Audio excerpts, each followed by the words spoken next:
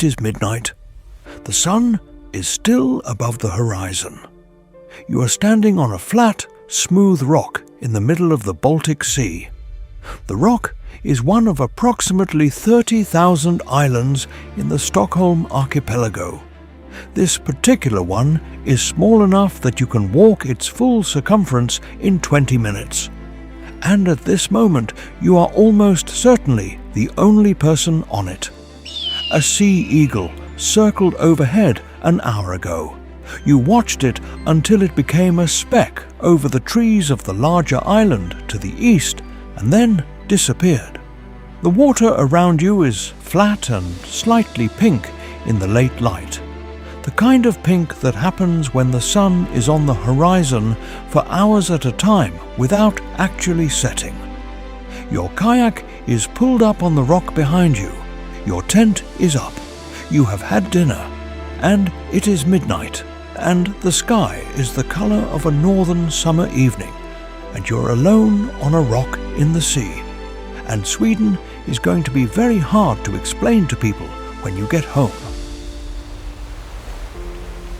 This is not what most people expect from Sweden. They expect a Scandinavian country.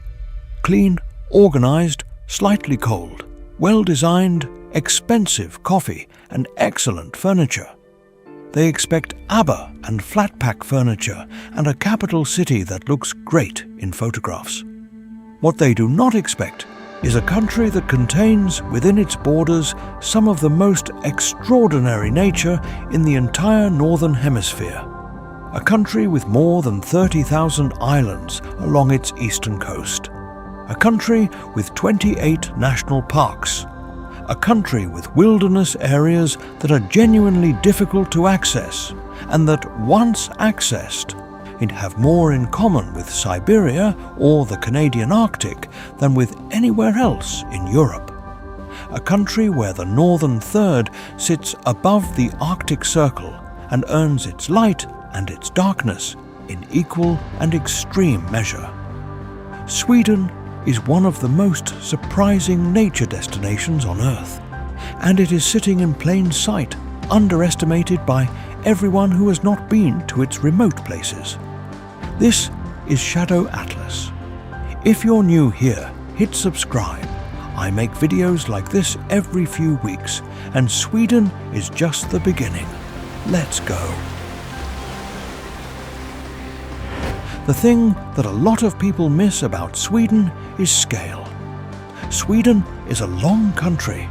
It runs from a latitude equivalent to northern Scotland in the south to a latitude equivalent to the northern coast of Alaska in the north. The difference between the two ends is not just a matter of temperature or vegetation. It is a difference in kind. Driving from Stockholm to Abisko, in the very northwest of Swedish Lapland, takes approximately 17 hours without stops. Along the way, the landscape transforms through several completely distinct ecological zones: agricultural land, mixed forest, boreal taiga that goes on for hundreds of kilometers without a gap, then birch forest as you approach the mountains, then alpine tundra, then the open subarctic landscape of the far north, where the mountains rise from a base that is almost treeless, and the sky seems larger than it has any right to be, and the light does something at every hour of the day that it simply does not do anywhere further south. At the very northwest tip of Sweden, where the country narrows against the Norwegian border and the mountains of the Scandinavian range rise to their Swedish maximum, there is a place called Abisko. It is a small village, fewer than 100 permanent residents, situated on the southern shore of Lake Tornetrask, which is Scandinavia's largest alpine lake, approximately 70 kilometers long and in places 168 meters deep. The village exists largely because of a train station and a tourist station that was established here in the early 20th century, and because the landscape around it is extraordinary in a very specific way that draws people from every part of the world. Abisko is 200 kilometers above the Arctic Circle. This is important for two reasons that are, seasonally speaking, exact opposites of each other. And in winter, from late November to late January, the sun does not rise at all. This is the polar night, and if you have not experienced it, it is harder to understand than you might expect. It is not simply that it gets dark in the evening and stays dark. It is that there is no evening because there is no day. The darkness is continuous, and it presses down on the landscape in a way that feels physical, and the only light that interrupts it is artificial or celestial. The celestial kind is the reason people come. Abisko sits directly below what scientists call the aurora oval, the ring around the Earth's magnetic poles where the northern lights are most consistently active. The charged particles from the sun, caught by the Earth's magnetic field and funneled toward the poles, collide with the atmosphere here more reliably than almost anywhere else on the planet. But being in the right geographic position is not enough on its own. The aurora can be active overhead and invisible on the ground if the sky is clouded. And this is where Abisko's second geographic advantage becomes decisive. The village sits in a rain shadow. A microclimate produced by the surrounding mountain ridges keeps Abisko significantly drier and clearer than other locations at the same latitude. While the rest of Norwegian and Swedish Lapland can be blanketed in cloud for weeks at a time in midwinter, Abisko frequently enjoys clear skies. This combination, directly below the aurora oval, consistently cloudless, makes it arguable the best location on Earth for aurora watching. Not the northernmost, not the most dramatic in terms of landscape, but the most reliable. Guides who have operated here for years talk not about whether the aurora will appear, but about when. On a good night and in Abisko. Good nights are common. You do not simply see the northern lights. They fill the sky. What the northern lights look like in person is something that photographs partially but never fully convey. The photographs show the color and the structure, the curtains of green, the pillars of purple blue, the occasional burst of crimson that appears when the aurora is especially intense and the particles reach lower in the atmosphere. What they cannot show is the movement. The aurora moves. It breathes. A curtain that is still one moment begins to ripple the next, like fabric in a very slow wind.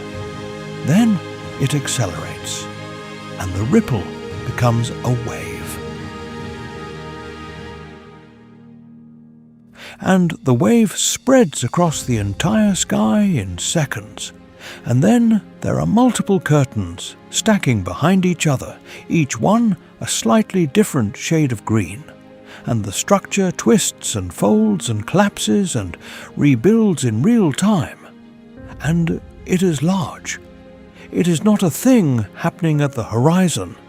It is a thing happening overhead, above you, consuming the sky from one edge to the other.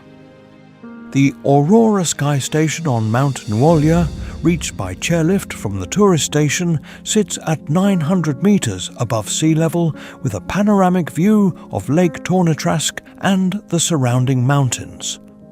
Up here, even further from the ambient light of the village below, the display is essentially unobstructed. And there is another detail that stays with people: the Sami, the indigenous people of northern Sweden. I have lived in this landscape for thousands of years.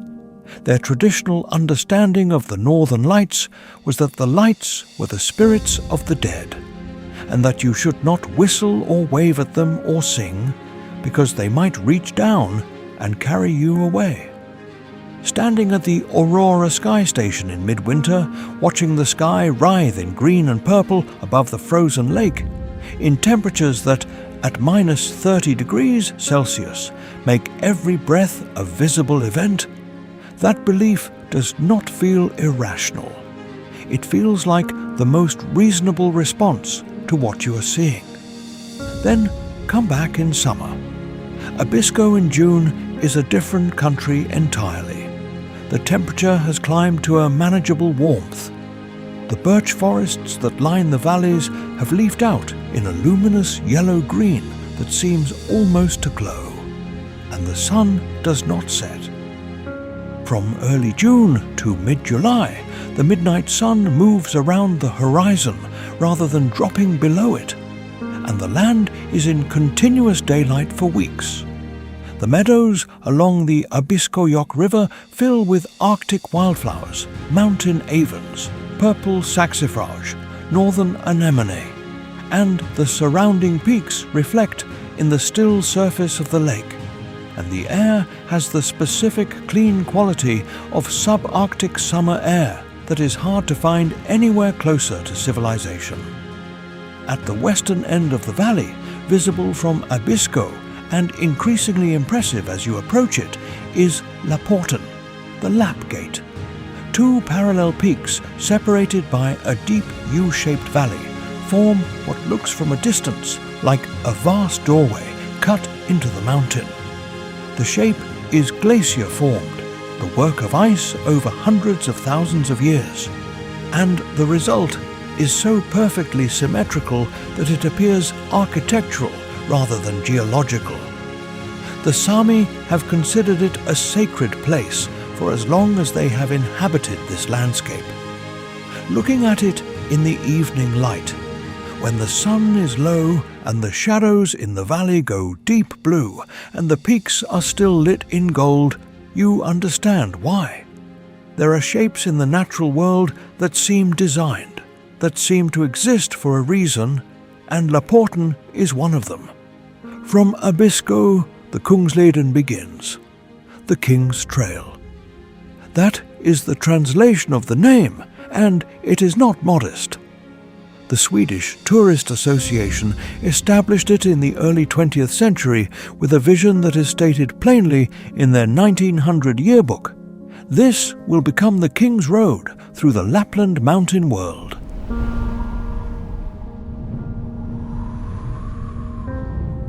It took 75 years to fully complete, reaching its southern terminus at Hemavan in 1975. It is now 440 kilometers long, running from Abisko in the north to Hemavan in the south. For half its length, it runs above the Arctic Circle. It passes through 4 national parks.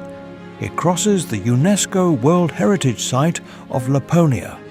And it is, depending on which corners of the world you have been to, either the finest long-distance hiking trail in Europe or simply one of the finest in the world. The section between Abisko and the village of Nikkaluokta, roughly 105 kilometers, is the most hiked stretch of trail in all of Sweden. This sounds like it might mean crowds, but you need to recalibrate what most hiked in Sweden means when applied to a trail that begins 200 kilometers above the Arctic Circle and immediately disappears into mountain wilderness. There are huts, simple mountain stations managed by the Swedish Tourist Association, spaced roughly a day's walk apart, offering a bed, a basic meal, and a sauna. But between the huts, there is nothing. No roads, no cafes, no phone signal in most stretches. Just the trail marked with orange blazes on wooden posts and the landscape on all sides. That landscape changes constantly. The first day out of Abisko takes you through the Abisko-dalen Valley, which is classic Lapland mountain scenery. Wide open, tundra carpeted, with the peaks above and the river winding below, and the light coming from a sun that stays low on the horizon even in midsummer. Then the terrain lifts toward the alpine zone, and the birch trees disappear, and the vegetation reduces to low-growing heaths of Arctic crowberry and mountain avens and cloudberry. And the sky becomes enormous. There are reindeer, herds of them, managed by Sami communities whose relationship with this landscape goes back thousands of years. You will walk through a herd, and the reindeer will move around you with a kind of unconcerned patience, and the experience of being inside a reindeer herd in the subarctic, with the mountains behind them and the tundra underfoot, and the sky completely empty of anything made by human beings, is one of those moments that recalibrates your sense of where you are. At Tjekjepaset, the highest point on the northern section of the trail at 1,150 meters above sea level, you look back across everything you have walked and ahead into everything that remains. The view from this pass on a clear day is one of the most sweeping landscapes in Scandinavia. Peak after peak in every direction, the trail threading through valleys far below, a lake system glinting in the distance, and the particular clarity of Arctic air that makes objects far away seem closer and sharper than the laws of perspective should allow. And then there is the profound specific luxury of the trail huts in the evenings. You have walked 20 or 25 kilometers on terrain that requires attention. Your boots are damp from the inevitable river crossings. Your shoulders carry the weight of everything you need for several days of wilderness travel. And then you see the lights of the hut, and you push the door open and the warmth hits you. And there is a communal kitchen with gas burners, and a common room with a fire, and other hikers who have walked the same day you have walked. And outside there is a sauna, and after the sauna there is a lake, and after the lake there is dinner. And above the dinner there might be stars, or there might be the northern lights, or there might be the strange, pale, not quite dark of an Arctic summer night. And the trail continues in the morning, roughly 80 kilometers east of the Kungsleden's main route. There is a place that represents a different and more extreme proposition. Sarek National Park has been described repeatedly as Europe's last true wilderness. This is not a marketing slogan. It is a geological and logistical fact. Sarek covers 1,970 square kilometers of the highest alpine terrain in Sweden. It contains 6 peaks above 2,000 meters, including Sarek at 2,089 meters, the second highest mountain in the country. It contains approximately 100 glaciers, and it contains precisely 0 marked trails, 0 tourist facilities, 0 accommodation, and 0 roads.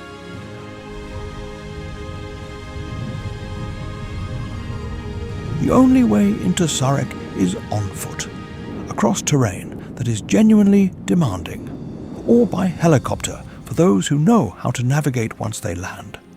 The consequence of this inaccessibility is a wilderness that is not managed, not groomed, not maintained for visitors.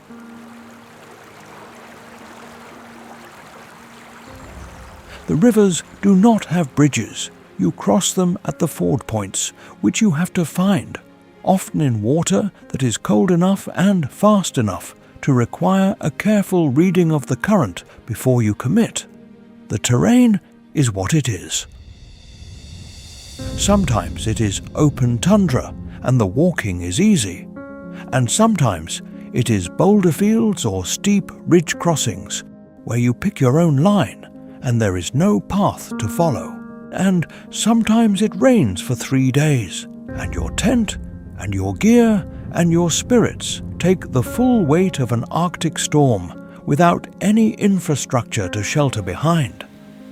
In exchange for this, Sarek offers something that virtually no other accessible place in Europe can offer: the complete, unmediated experience of nature operating on its own terms. The wildlife in Sarek has not been managed to accommodate visitors. The brown bears that move through the Rappadalan Valley are not bears that have been habituated to humans. They are bears that have rarely encountered a human at all, and their behavior reflects this in ways that make walking in their territory a different kind of experience from walking in a place where bears are common and well managed. There are also wolverines in Sarek, one of the most elusive predators in Europe, an animal that in many European wilderness areas is technically present but functionally invisible. In Sarek, there are documented encounters. The lynx are there. The golden eagles are there, riding the thermals above the massifs. The moose in the Rapa Valley grow to exceptional size because they have never been hunted, and because the valley's lush vegetation produces the best conditions for them, and they have grown accustomed to the absence of human pressure. The Rappadalan Valley is the heart of Sarek, and at its mouth is one of the most famous views in all of Sweden.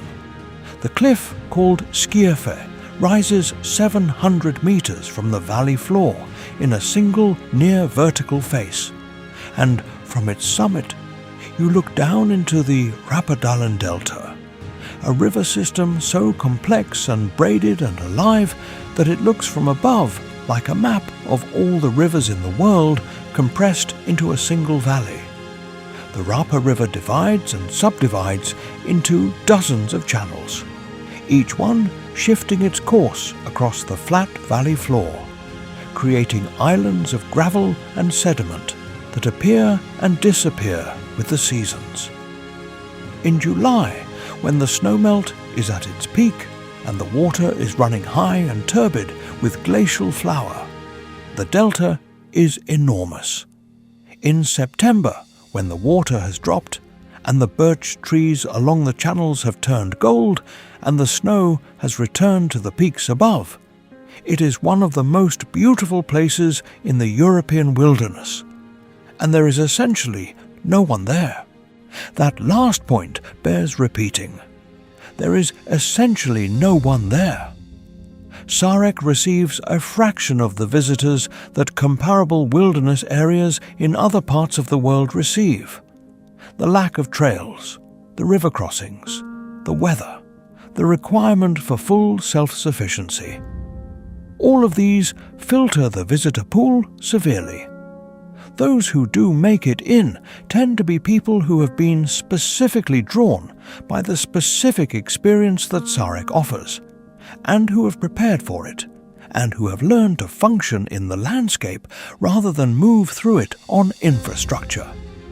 The result is a wild place that remains genuinely wild, in the middle of a continent that has generally long since converted its wildness into managed nature.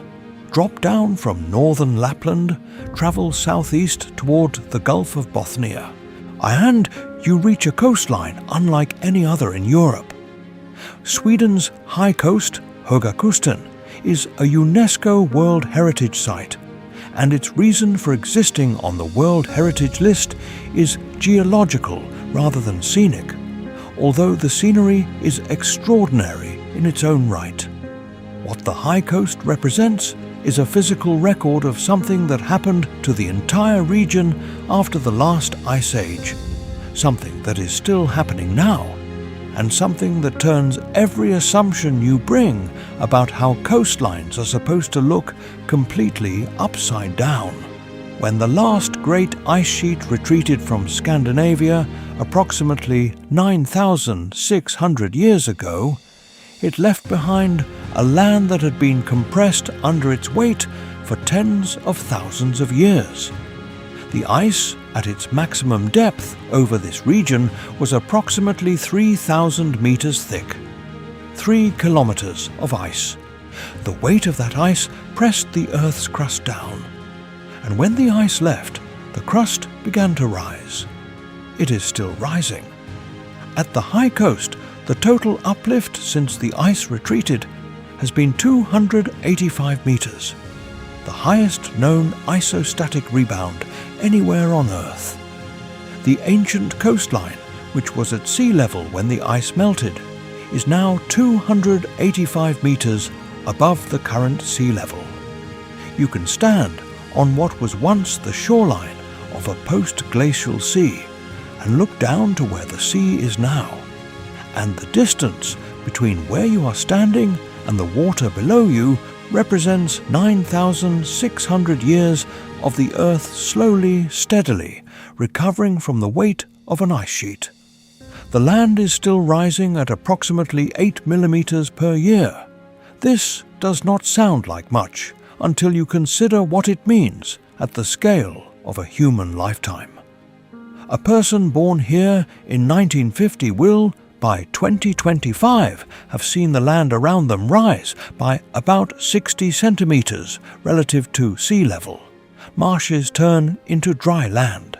Shallow bays become fields. The outline of the coast changes within a single generation.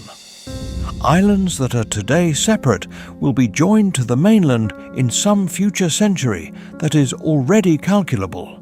The high coast is one of the very few places on Earth where you can watch geological time happen at a speed that human perception can register.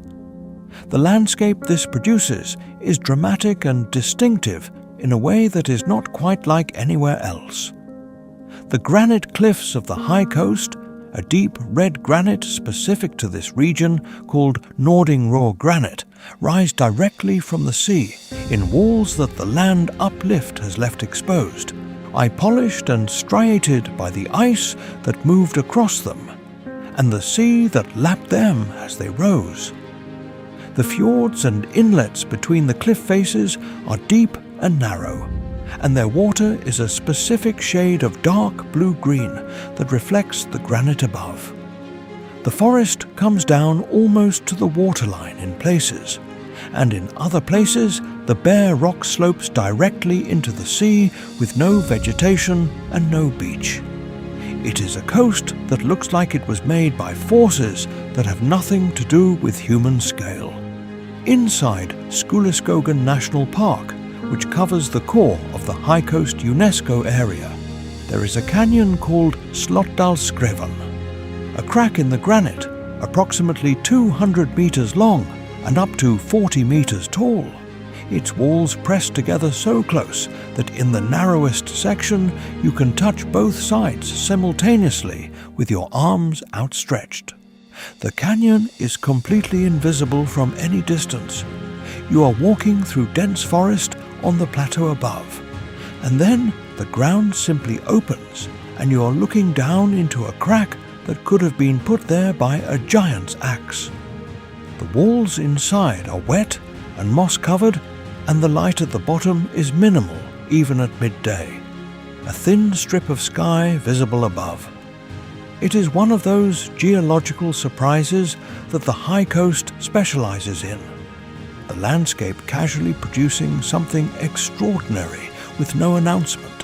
From the summit of Skuleberget, where the old shoreline sits 286 meters above sea level, you look out over the Gulf of Bothnia and the archipelago, and the visual evidence of the land uplift is everywhere. Rounded hills that were once islands, now separated from the sea by kilometers of flat land. The curved, U-shaped lines in the granite where the shoreline stood at successively lower levels as the land rose.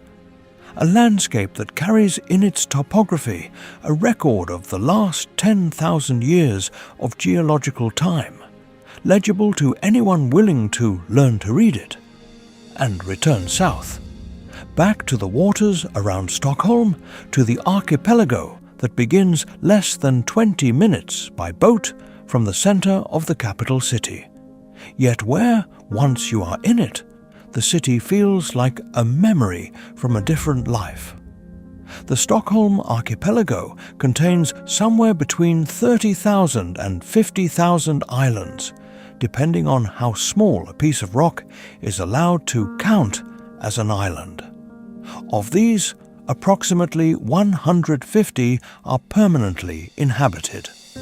The rest range from large forested islands with farms and communities, to medium islands with a summer house or two, to small rocky outcroppings with a single pine tree and nowhere flat enough to pitch a tent. The archipelago extends 100 kilometers east from Stockholm into the Baltic Sea, gradually transitioning from the forested inner islands, which are sheltered and relatively lush, through the middle archipelago, where the trees thin and the rock becomes more exposed, to the outer skerries, which are bare and wind-scoured and surrounded by the open Baltic in all directions. The right to access this landscape exists for everyone. Sweden has a legal principle called allemansrätten, the right of public access, which allows any person to walk, camp, kayak and move through virtually any natural landscape in the country, including private land, as long as they do not damage the environment or disturb the landowners. You can pull your kayak up on any island in the Stockholm archipelago and pitch your tent and spend the night. And you do not need permission from anyone. You can camp there a second night and a third. You pick up your litter when you leave. You do not disturb the nesting birds. You observe the basic courtesies of being a guest in a landscape that belongs to everyone. This right transforms the experience of the archipelago entirely. Without it, the 30,000 islands would be inaccessible to anyone without a specific invitation or a property of their own. With it, the entire archipelago is available to you, and a kayak becomes one of the most powerful instruments of freedom available to anyone in Europe. You put in on the mainland and you paddle east, and every island you pass is a possible campsite. Every inlet is a possible swimming hole.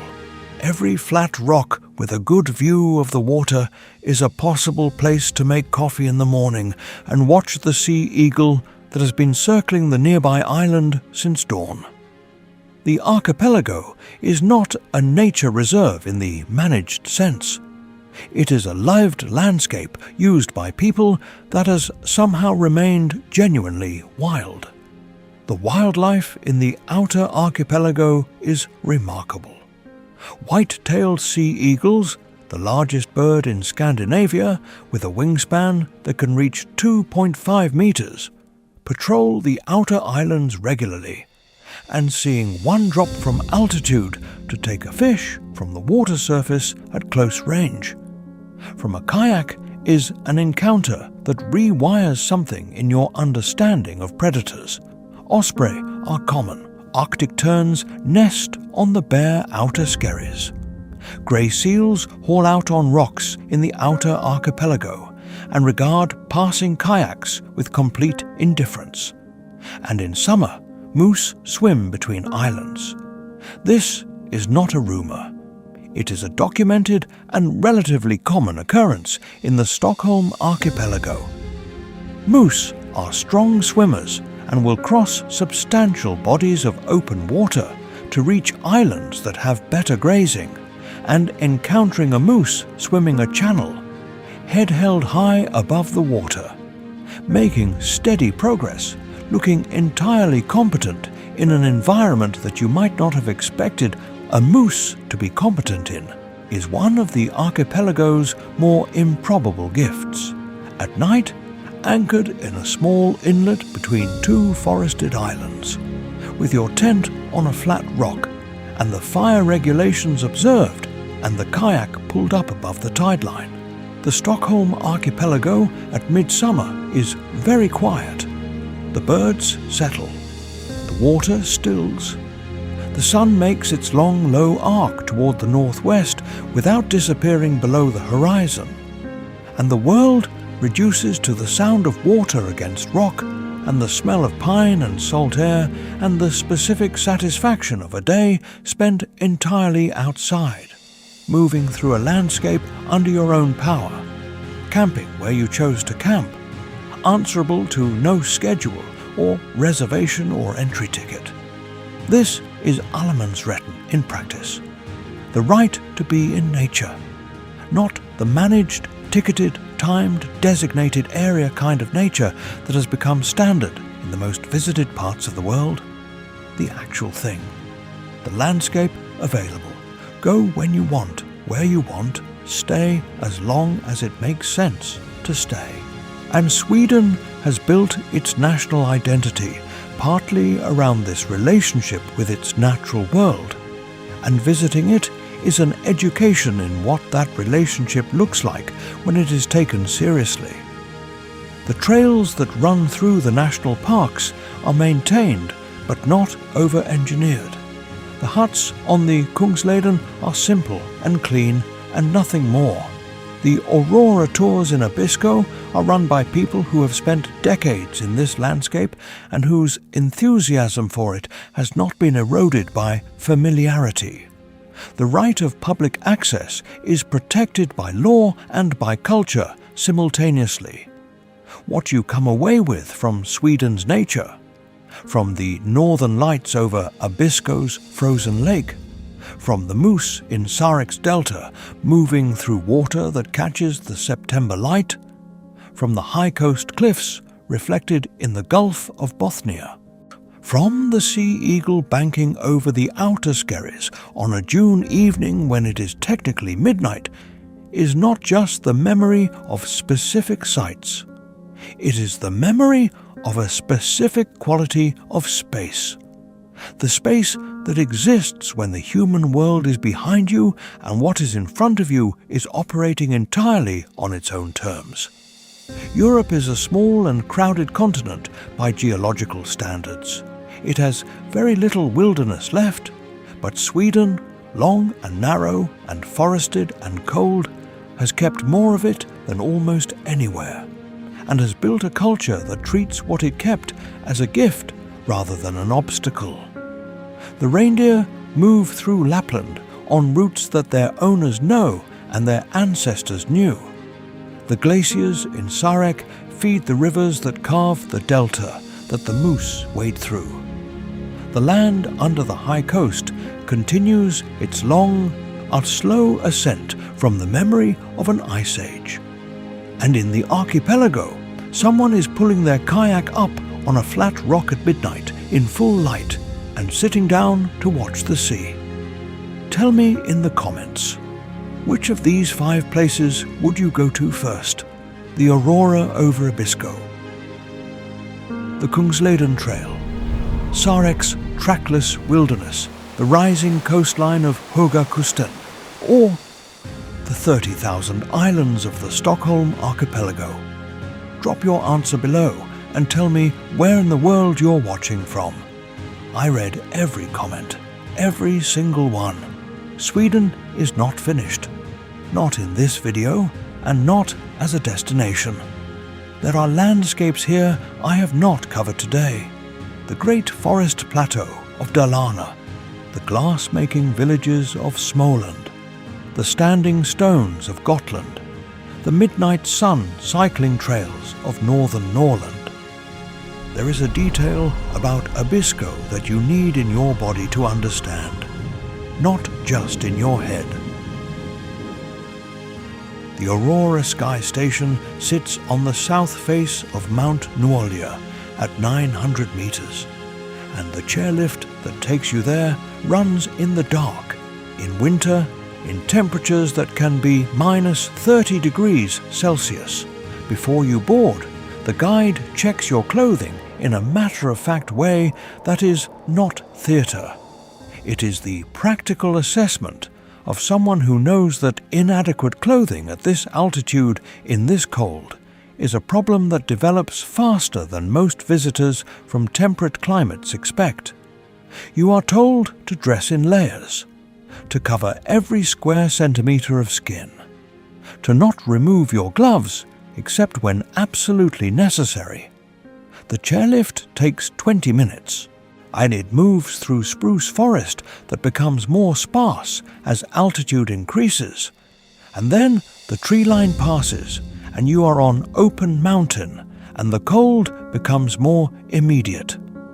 At the top, the station is a simple wooden structure with a warming fire inside and a terrace outside.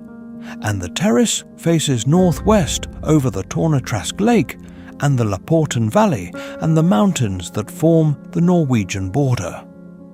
On a good aurora night, standing on that terrace, you are watching the display from a height that removes most of the ambient light of the village below and gives you an unobstructed 180-degree view of the sky from horizon to horizon. The aurora is caused by charged particles from the sun entering the Earth's atmosphere and colliding with gas molecules.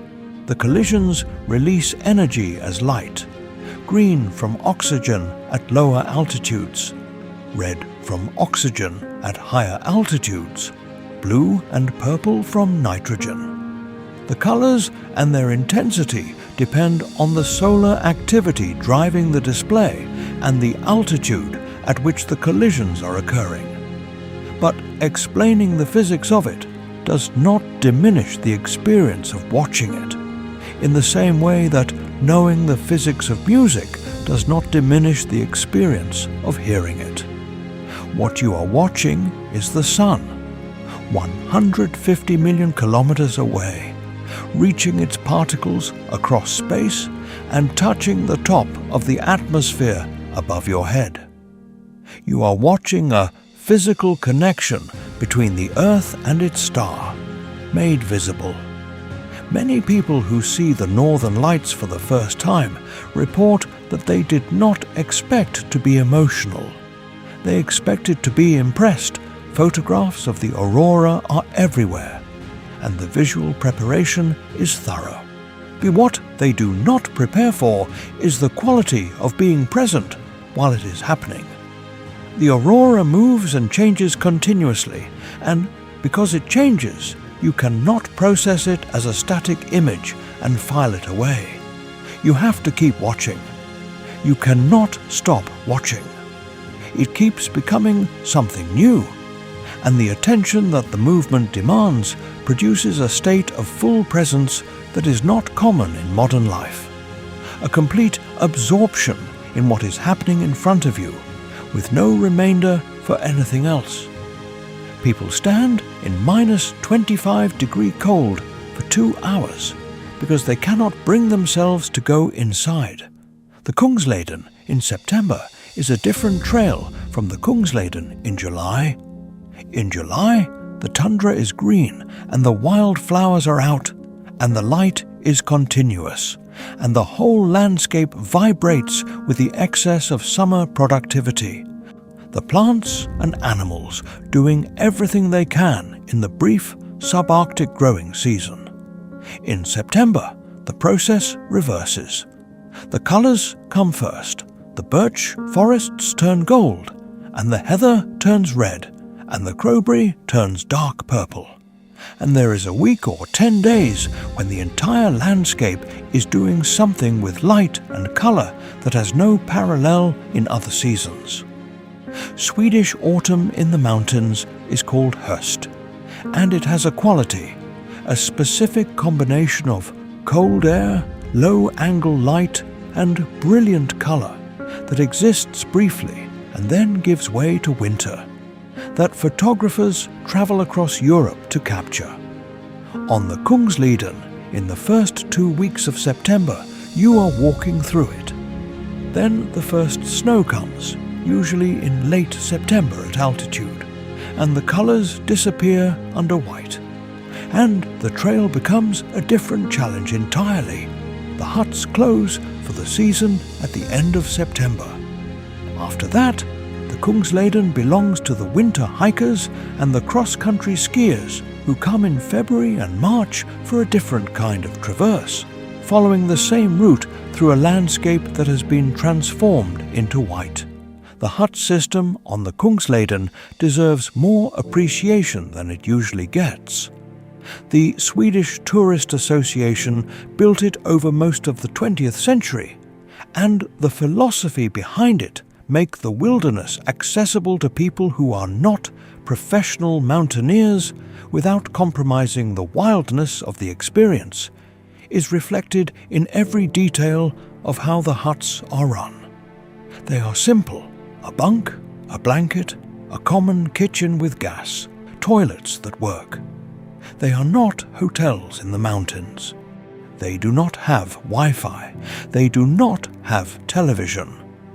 What they have is warmth and other people who have walked the same kilometers you have walked, and the particular camaraderie that develops between people who have chosen to put themselves in a landscape that makes demands.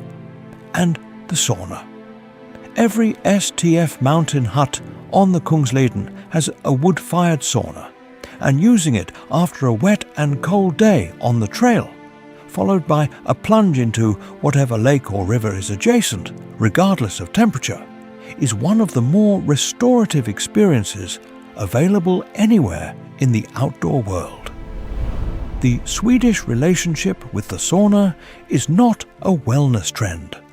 It is an ancient and deeply practical relationship with heat and cold that makes specific sense in a climate that is cold for most of the year, and that produces experiences of warmth after cold that have a physical quality of relief and pleasure that purely temperate climates cannot replicate. The river crossings on the Kungsleden are among the most memorable features of the northern sections.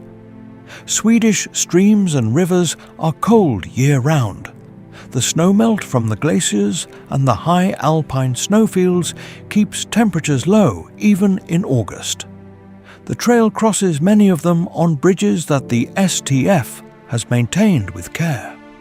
But some crossings require wading, and wading a glacier-fed river that is knee-deep and fast enough to be felt against your legs is a physical engagement with the landscape that you do not forget. The cold is immediate. The current pushes. Your poles are your stability. And on the other bank, you stop and feel your feet resume their blood supply, and you look back at the crossing point and feel correctly that you have just done something that was slightly more serious than it looked. Sarek in September is a world apart from Sarek in July. In July, the vegetation is dense, and the ground in the valley bottoms is boggy, and the river crossings are at their maximum difficulty. Snowmelt from the season's glacial retreat has the rivers running high and turbid. In September, the water levels have dropped, and the crossings are easier, and the vegetation has pulled back, and the views across the valley are clearer. And the bears, which have been feeding throughout summer on the blueberries and cloudberries and roots, and anything else they can find to build their fat reserves before winter, are at their most active. September is when the moose rut begins, and the bulls in Rappedalen are large and loud and less cautious than they are at other times of year, and encounters are possible at distances that would be startling anywhere else. The Skierfe Cliff, that 700-meter vertical face at the mouth of the Rappedalen, is best experienced on a clear morning when the light is coming from the east. You approach it from the east side, climbing through birch scrub that becomes increasingly sparse as you gain height, until you emerge onto the final ramp of bare rock that leads to the summit. From the top, the Rapa River Delta is directly below and in full view, and the scale of the valley stretching away into the mountains behind it is enormous in a way that the vertical dimension of the climb does not prepare you for. The valley is 40 kilometers long and flanked by peaks that rise to over 2,000 meters, and the river braiding through its flat floor makes a sound that you can hear from 700 meters above, even on a still morning. In the delta below, if you watch long enough, you will usually see something moving. Moose, most likely. There are more moose per square kilometre in Rappedalen than almost anywhere in Sweden. The high coast at sunrise deserves a specific description because it is the hour when the land uplift is most viscerally felt. You are standing at the top of Skuleberget, at the point where the ancient shoreline is marked in the geology of the mountain. The horizontal striation in the granite that represents the edge of a post-glacial sea that existed before your ancestors, before history, before anything human was happening in this landscape. The current shoreline is 285 meters directly below you, and the sun is coming up over the Gulf of Bothnia, turning the water from grey to gold, and the shadows on the cliff faces below are moving as the light angle changes, and you are standing on what was once the edge of the world. 9,600 years of geological uplift beneath your feet. What the high coast teaches, if you spend enough time in it, is a specific kind of patience, or rather, the acceptance of a timescale so large that human impatience becomes irrelevant. The land rising 8 millimeters per year sounds slow.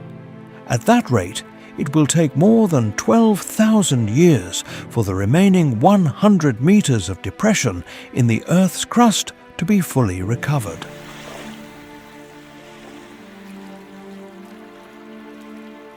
The process that shaped the landscape you're walking through today began 18,000 years ago when the ice started to retreat. The rock beneath your feet is granite that formed 1.8 billion years ago. Your lifetime is not a rounding error in these calculations.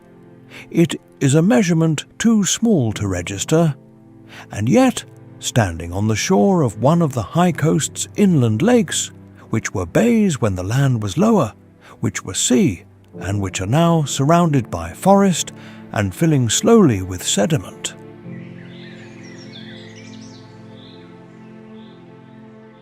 There is something that is not diminishing about this perspective.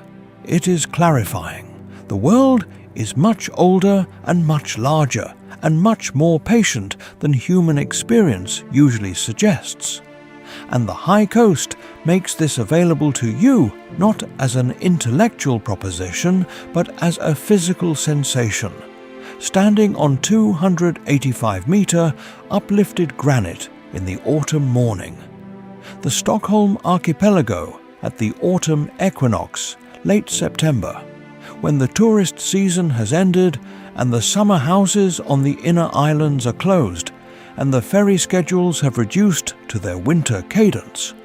This is when the archipelago belongs most completely to itself.